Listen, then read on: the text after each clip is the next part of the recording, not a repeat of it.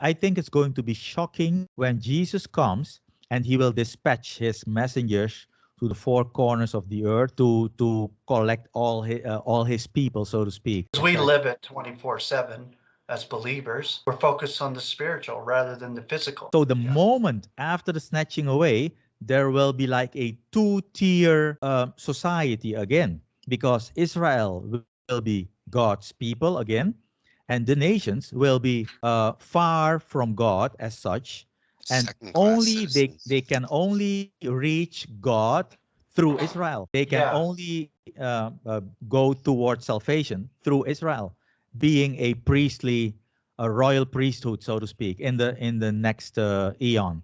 I was just saying, we were mentioning in your What's Up about Israel and the USA. It's amazing that so many Christians and so many people in the United States and really all around the world, they follow Israeli politics and the Jews and the people of Israel as if they're the greatest thing on earth because they still think that we can only be blessed through them. They don't. They Yeah. still think that we're second class citizens to Israel. So we got to support Israel, and their political mindset is sick in a lot of ways, and just like America's is, it's destroying the world for a purpose, and they're doing it all based on forming their one world order and all that.